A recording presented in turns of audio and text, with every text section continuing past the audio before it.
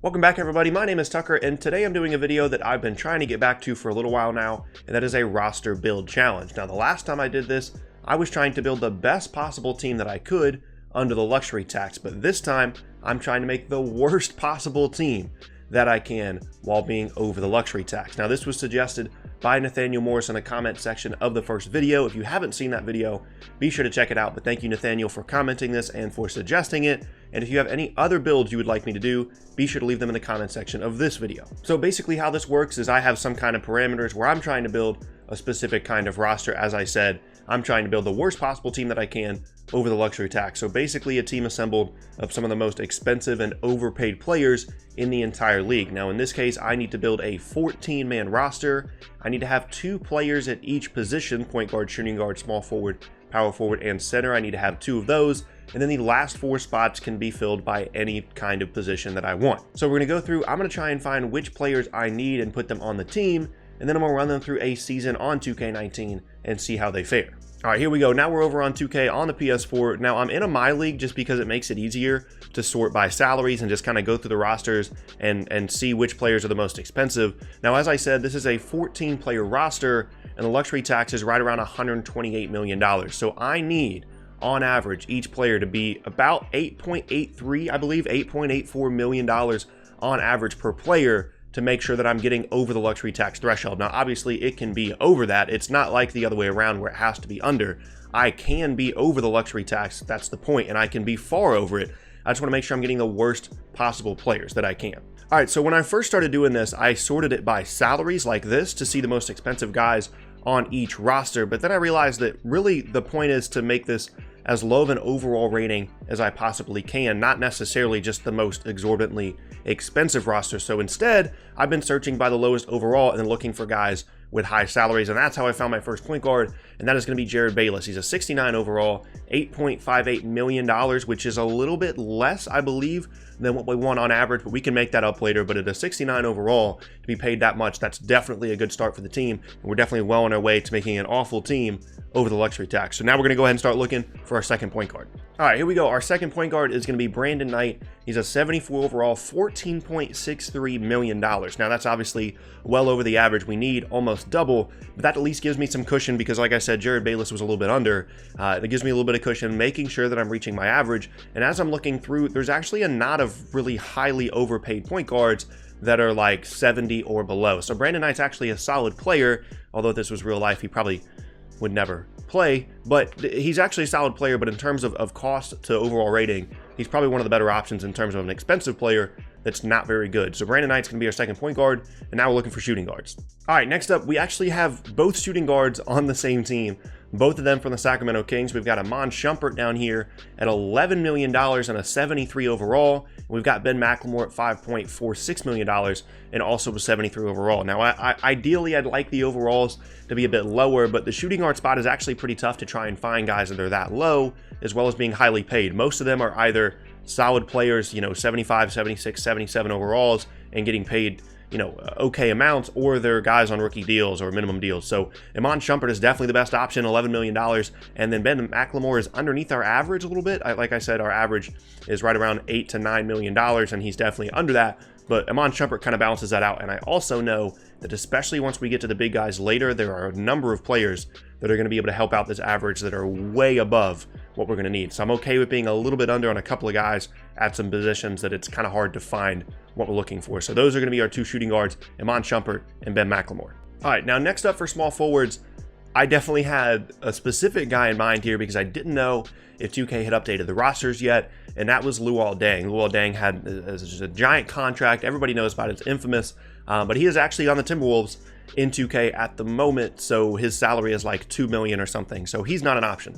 So the first guy is going to be Wesley Johnson, $6.13 million. Again, I understand it's under the average, but he's only a base 70. He's got the +1 there, but he's a base 70 overall. That's very good for us, and I know I can make up that extra couple million on the average that he's under. So our first small forward is going to be Wesley Johnson. Next up is going to be a very similar kind of player, and that's going to be Lance Thomas. He's a base 69 overall. As you can see, he's got the +1 there, $7.12 million. Now again, I know we're under our average. We're going to be fine. I promise. I've got some guys in mind to make that up. But for the small forward spot, like I said, we're a little bit lower than where we need to be. But in terms of overalls, that's really, really good. And I like how this team is shaping up so far. Really the only like really good players that I have so far in terms of like actual solid, can score the ball, can play really well, are Brandon Knight and Ben McLemore, and the rest of the guys are pretty iffy and barely even rotation guys. So definitely off to a good start. And now we're looking for some power forwards. And I definitely have a couple of guys in mind. Unfortunately, I know them very well. All right, next up, we have my very own Brooklyn Nets, and that's going to be Jarryd Dudley. He's a 72 overall, recently moved to the Nets, $9.53 million. So his overall average, not a very good player. He can shoot the ball a little bit, but that's definitely a good pickup for us. Now, I was thinking about putting Kenneth Faried here, which is why I said what I did about knowing the players coming up next very well. But Faried is actually rated pretty highly in 2K if I can find his name. There he is. 76 overall, 13.76 would be a huge boost to our average, but I don't think we really need it that bad, and I can definitely find expensive players that are much worse than Faried, and I do have a specific guy in mind, so let's go find our second power forward. All right, our second power forward is going to be Darrell Arthur. This is the other guy that I had in my mind outside of Kenneth Faried and Jarryd Dudley. Now, Darrell is a $7.46 million salary for this coming season, and is only a base 70 overall. As you can see, once again, he's a 71, because he has the +1, but that is, again, under our average, but should be completely fine. Darrell Arthur definitely going on the team. All right, so now at the center spot, I know that this is going to be a very, very big money group, because just in my mind, I can think of a handful of guys that are definitely getting paid a ton of money at this spot. But I also know that I have those other 4 spots outside of just the positions to fill as well. So this is going to be a scenario where we're probably going to be making up a ton of ground on that average if we need to. And then if not, and we get so far over the average, then we might get some really, really, really big scrubs to bring down the overall rating. So let's go find some centers.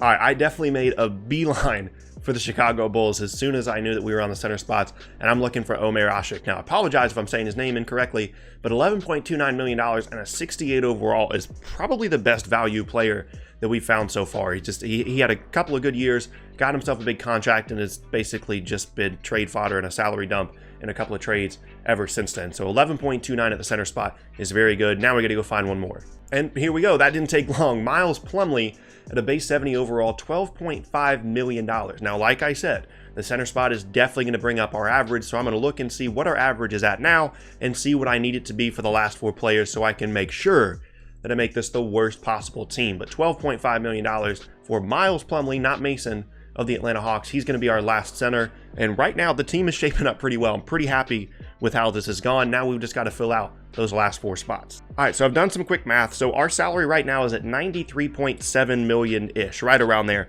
which leaves us about $30 million left to try and fill out, and that's about $7.5 million per player. So we're actually above our average right now because we've brought it down throughout this entire process. We got 4 players, regardless of position. It have to be at least $7.5 million per player. So let's go find him. Okay, the first spot is actually going to be held by Jason Smith. He's a 69 overall, $5.45 million. I know that's well under our average, but I think for his overall being so low, I think being under that average to that extent is definitely worth it here. He's definitely going to help us make this a really, really bad team. So I'm okay with him being under the average, and I know that I can make up for that. So Jason Smith is going to be the first option. Next up is going to be another center. As I said, it doesn't matter at this point what position they are. We've got 2 guys at each position, and the rest of them, it just doesn't matter. And that's going to be Cristiano Felicio at $8.47 million and a 71 overall. That's not a very high overall.